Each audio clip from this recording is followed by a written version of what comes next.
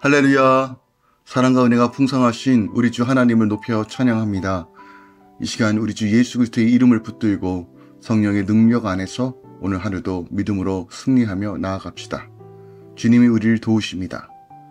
11월 6일 수요일 아침 예배 성삼위 하나님께 올려드립니다.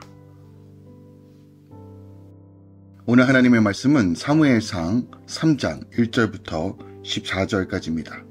사무엘상 3장 1절부터 14절까지입니다. 아이 사무엘이 엘리 앞에서 여호와를 섬길 때에는 여호와의 말씀이 희귀하여 이상이 흔히 보이지 않았더라. 엘리의 눈이 점점 어두워가서 잘 보지 못하는 그때 그가 자기 처소에 누웠고 하나님의 등불은 아직 꺼지지 아니하였으며 사무엘은 하나님의 궤에 있는 여호와의 전화 안에 누웠더니 여호와께서 사무엘을 부르시는지라 그가 대답하되 내가 여기 있나이다 하고 엘리에게로 달려가서 이르되 당신이 나를 부르셨기로 내가 여기 있나이다 하니 그가 이르시되 나는 부르지 아니하였으니 다시 누우라 하는지라 그가 가서 누웠더니 여호와께서 다시 사무엘을 부르시는지라 사무엘이 일어나 엘리에게로 가서 이르되 당신이 나를 부르셨기로 내가 여기 있나이다 하니 그가 대답하되 내 아들아 내가 부르지 아니하였으니 다시 누우라 하시니라. 사무엘이 아직 여호와를 알지 못하고 여호와의 말씀도 아직 그에게 나타나지 아니한 때라. 여호와께서 세 번째 사무엘에 부르시는지라 그가 일어나 엘리에게로 가서 이르되 당신이 나를 부르셨기로 내가 여기 있나이다 하니 엘리가 여호와께서 이 아이를 부르신 줄 깨닫고 엘리가 사무엘에게 이르되 가서 누웠다가 그가 너를 부르시거든 내가 말하기를 여호와여 말씀하옵소서 주의 종이 듣겠나이다 하라 하니 이에 사무엘이 가서 자기 처소에 누우니라. 여호와께서 임하여 서서 전과 같이 사무엘아 사무엘아 부르시는지라. 사무엘이 이르되 말씀하옵소서 주의 종이 듣겠나이다 하니 여호와께서 사무엘에게 이르시되 보라 내가 이스라엘 중에 한 일을 행하리니 그것을 듣는 자마다 두 귀가 울리리라. 내가 엘리의 집에 대하여 말한 것을 처음부터 끝까지 그날에 그에게 다 이루리라. 내가 그의 집을 영원토록 심판하겠다고 그에게 말한 것은 그가 아는 죄악 때문이니 이는 그가 자기의 아들들이 저주를 자청하되 금하지 아니하였느니라. 그러므로 내가 엘리의 집에 대하여 맹세하기를 엘리의 집의 죄악은 제물로나 예물로나 영원히 속죄함을 받지 못하리라 하였노라 하셨더라. 아멘. 하나님의 말씀입니다. 하나님의 말씀이 희귀하던 시절에 하나님께서 어린 사무엘을 세 차례나 부르십니다. 하나님이 엘리의 집에 임할 심판을 말씀하시고 사무엘은 그 말씀을 엘리에게 전하죠. 사무엘이 자라매 여호와께서 그와 함께 하시니 그가 여호와의 선지자임을 온 이스라엘이 알게 되죠. 자, 오늘 본문 말씀은 이제 하나님께서 사무엘에게 소명을 주시고 그 소명에 따라 이루시는 즉 엘리 가문의 파멸에 대한 예언들이 기록되어 있습니다. 이런 내용을 조금 더 구체적으로 살펴보면 1절은요. 여호와께서 사무엘을 부르시기 전에 여호와 하나님의 계시가 희귀했던 당시 암울한 시대라는 것을 사사시대였죠. 자기의 소견대로 살아갔던 그런 방식으로 좀 악이 팽배하고 무뎌지고 하나님의 말씀을 찾아보기 쉽지 않았던 그때라는 것을 먼저 언급합니다. 그리고 2절 이하부터 이제 사무엘이 어떤 과정을 통해서 하나님의 부르심에 응답하게 되었는지가 기록되어 있고요. 또한 11절부터 14절까지 하나님께서 이제 사무엘에게 주시는 첫 번째 계시로서 이 패역한 엘리 가문, 대제사장 엘리 가문의 파멸을 예언하고 계십니다. 사무엘은 하나님께서 세 번이나 거듭 부르셨음에도 불구하고 그것이 사람의 목소리인 줄 착각하고 응답하지 못했다가 엘리의 도움을 받아 하나님의 네 번째 부르심이 있을 때야 겨우 응답하게 됩니다. 자, 이 장면을 우리가 여러 가지 의미로서 좀 이제 상황을 이해할 수 있을 것 같은데 먼저 1절에 하나님의 말씀이 희귀하였다는 것이에요. 희귀하였음에 아무도 하나님의 음성이 무엇인지를 구별조차 할 수 없었을 그때에 마치 사람의 목소리와 같은 형태로서 자신에게 찾아오시는 하나님의 음성을 유일하게 들었던 것이 사무엘이었다는 것이에요. 자, 시기했습니다. 아무도 듣지 못했는데 분명하게 사무엘만 듣습니다. 엘리가 말했는가 하고 착각할 정도로 사무엘이 하나님의 음성을 들었다는 거예요. 물론 당시 경험이 없었고 또한 첫 번째로 하나님께서 사무엘을 부르셨기에 사무엘은 당연히 이것이 하나님의 음성인가 아닌가를 구분하는 건 쉽지 않았을 거라고 생각합니다. 또한 그것을 가르쳐주는 사람도 없었을 거니까요. 그래도 감사하게도 엘리는 그렇게 패역했음에도 불구하고 이것이 여호와 하나님의 음성이라는 것을 사무엘에게 가르쳐주고 있다는 것이에요. 그러니까 당시 어떤 상황인지, 이 시대가 진짜 어떤 영적인 암흑 시대에 있었는지 종교 지도자들조차 이것이 분별하기 쉽지 않았던 시대라는 사실을 잘 보여주고 있습니다. 그리고 하나님께서 이제 엘리의 가문의 파멸에 대한 계시를 사무엘에게 주면서 엘리 가문의 제약은 영원히 속함을 받지 못할 것이라고 선언하죠. 그들이 하나님의 경고를 듣고도 회개하지 않았기 때문이다라고 14절에 말합니다. 자, 이것은 우리가 신약과 연결지어서 예수님께서 성령을 회방한 죄는 결코 사하심을 받지 못한다라고 하는 이 말씀과 우리가 연결지을 수 있어요. 그러니까 하나님의 음성도 알아요. 음성도 은혜도 받았습니다.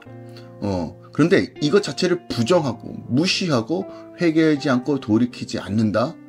그것은 성령을 거스리는 행위고 죄화의 열매로서 결국 심판받을 수밖에 없음을 오늘 본문이 우리에게 또 가르쳐주고 있다는 것입니다. 자, 오늘 본문 말씀, 전 핵심으로 여기는 것은 3절입니다. 하나님의 등불은 아직 꺼지지 아니하였으며 사무엘은 하나님의 궤에 있는 여호와의 전에 누웠다라고 말합니다. 그러니까 하나님의 등불은 강람나무에 짜낸 그 순결한 기름으로 성소 안에 밝히는 등불을 의미합니다. 그러니까 저녁부터 아침까지 절대로 꺼트리면 안 되는 거예요. 출애굽기 27장 20절 21절에 기록되어 있어요.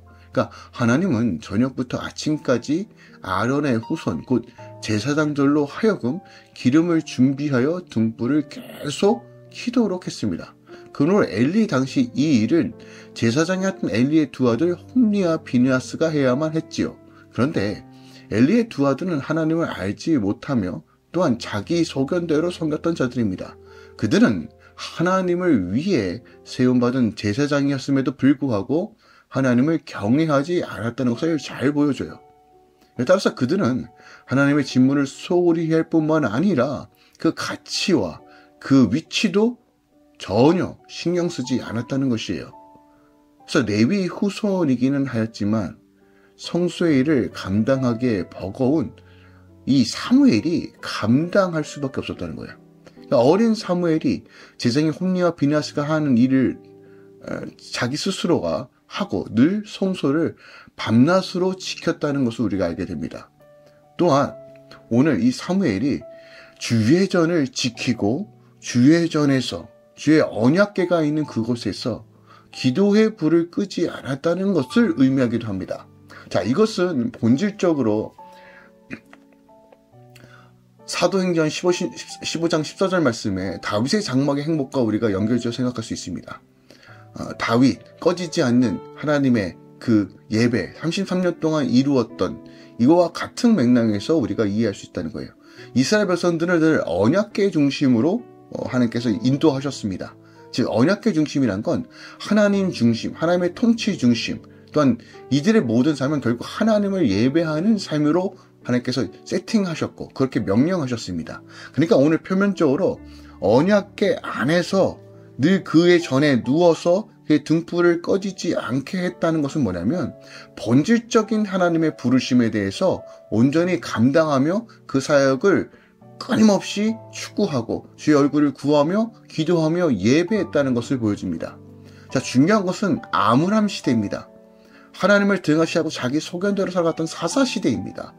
하지만 유일하게 사무엘은 자기의 맡은 바 소임을 감당하여 기도와 예배로 그의 불을 끄지 않고 나아갔다는 것이에요. 어려서부터요. 자, 이것이 바로 오늘날 주님이 우리 안에 원하시는 삶이에요. 내가 너희 안에, 너희가 내 안에 거하는 삶, 우리가 하나님의 백성들, 하나님이 우리의 하나님이 되심을 우리가 성소와 지성소로 우리가 세워져 가고 교회로서 살아가는 방식은 늘 하나님의 임재를 가까이 하는 삶, 늘 주님과 동행하는 삶, 이것이 바로 하나님께서 우리에게 요청하시는 삶이라는 것이에요. 우리가 하나님을 가까이 할 때 하나님의 음성을 듣는 것입니다. 자, 오늘 사무엘만 하나님의 음성을 들었어요. 그 임재 앞에 거하는 삶, 하나님을 사모하는 삶. 이것은 여러분, 내가 교회 안에 있어도 내 마음의 콩밭에 있으면 하나님의 음성을 안 들립니다. 하지만 내가 어느 삶에 있든 간에, 어떤 환경과 장소에 있든 간에 내 마음의 중심이 늘 주의 얼굴을 구하고 기도하며 예배하며 나아갈 때, 그 시선을 머무를 때 주의 음성을 듣는 것입니다. 여러분, 우린 들어야 사는 존재입니다. 하나님의 음성과 하나님의 말씀을 분별하지 못하면 우리는 길을 잃어버릴 수밖에 없는 양 같은 존재입니다. 오늘 사무엘이 주는 이 메시지가 매우 중요합니다. 주의 전 앞에 누웠더라. 그 앞에 엎드렸더라. 진정으로 주의 음성을 사모했더라 합니다. 여러분, 오늘 이 아침에 여러분들에게 도전을 줍니다. 하나님의 말씀을 묵상하시고 그 말씀을 계속 되새기시며 그 말씀이 살아내도록 하십시오. 주님께 하나님의 말씀과 은혜로 살아갈 수 있는 역사하심을 간구하며 오늘도 주의 음성을 따라 오늘 주의 종이 듣겠사옵니다 라고 하는 이 순복하고 겸손히 주의 얼굴을 구하는 사무엘의 모습을 통해서 여러분 삶 가운데 하나님의 음성이 이끌어가는 놀라운 역사들이 일어날 것을 예수도 축원드립니다.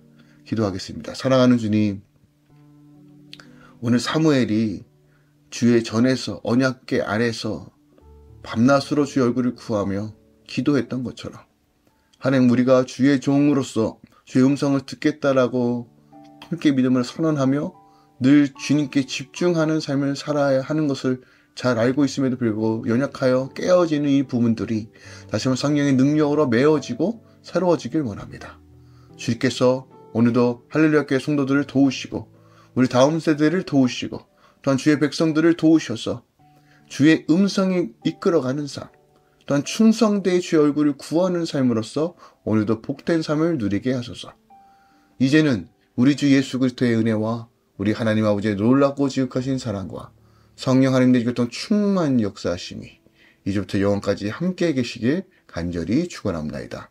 아멘.